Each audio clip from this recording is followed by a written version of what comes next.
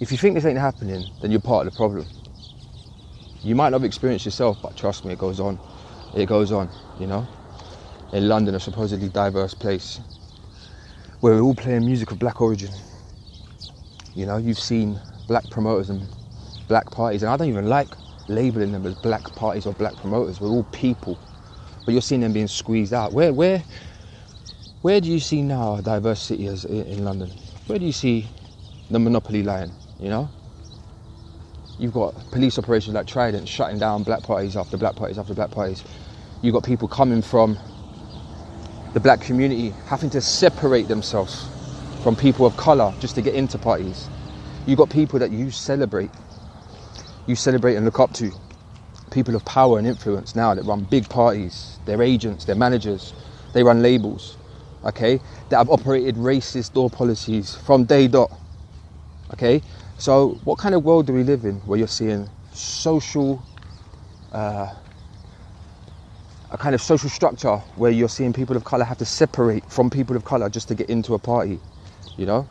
And when I say this, don't think I'm making it up, you know? I have black friends that will tell me somewhat jokingly, bro, you know, I ain't going there, too many blacks there, you know?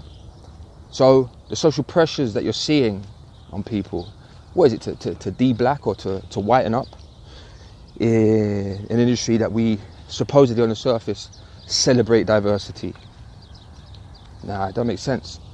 You see social pressures on bar and club managers and owners to have a golden ratio, to be seen with more white people than black people in your party, but yet everyone's jumping around to music of black origin, you know? Doors running with racist policies from day dot, and I repeat myself sometimes, you know? But this is real. You know, the social pressures I felt as an artist on the come up when I was doing my thing and I was doing really, really well. You know, it seemed like I was going places. To have people in the industry who I looked up to telling me that I should not be playing at these parties. I need to distance myself from these parties because there's too many black people there. For me to progress as an artist, for me to further my career, I have to distance myself from black people. Okay, so before we run around with placards that Black Lives Matter and rah rah rah, we need to address the situation on the ground. The fact that the music industry has been, still is, and probably unless people start speaking up, and it's like an elephant in the room, you know, no one really wants to talk about it. What I'm guilty of is not speaking out when this was happening, when I was experiencing and witnessing it firsthand, you know. You might look at this as a kind of the definition of white privilege, whereby I was playing in certain parties that you could say were black or were labelled as black parties, but because I've got white skin, I've got people talking to me like it's okay to tell me that I shouldn't be playing at parties with black people. You know, I used to play at parties with beautiful, happy, dancing people, celebrated the fact that I was talented. Not once did they judge me in their party because I had white skin. It weren't like, oh yeah, that white DJ's sick. Nah, bro.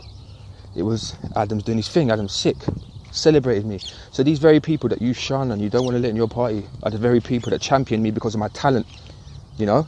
Didn't judge me on the colour of my skin, but you want to judge people on the colour of their skin at your door. You know? If you got black skin, you're not getting in. Kind of bullshit. That still happens now. Let's not lie to ourselves. Let's talk about this. You know? Where are the black promoters? Where's the black community projects and events gone? Nightclubs, establishments, the police, shut it all down. They keep on shutting it down. And now you've got to separate yourself from your own community just to get into a party. You know? It might sound rich coming from a white guy, but, you know, don't think I'm new to this. From the moment I could walk and talk, I was on demonstrations and rallies with my dad. Anti-racism, anti-fascism.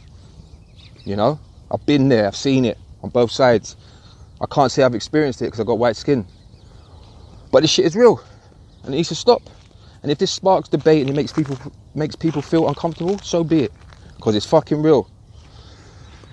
Let me tell you now, some of these people that you look up to, running the big parties and labels, they've been about this life. They've been about trying to shut down and keep the golden ratio of white skin against black skin. And it's not their faults in some ways. It's just how it is. And it's not good enough. It should not be normalised. Racism. You know? Oh, don't go there, there's too many blacks there, or this, that, the other. It's like, are you fucking mad? You're listening to music of black origin. It's alright to champion a black artist on your stage and sell out your fucking rave and make a lot of money about it. But when it comes to black people getting in, nah. Just think about it, yeah? I'm speaking open and honestly. And there's a whole lot of people that would agree and disagree with me, so whatever. I'm talking about my experience and what I've witnessed. For 22 years, nothing has changed. This industry is as racist as you get from the top down. Racism only exists because they want it to exist, the establishment. It enables them to divide people. You know, we fight amongst ourselves while they crack on. And it filters down, it trickles down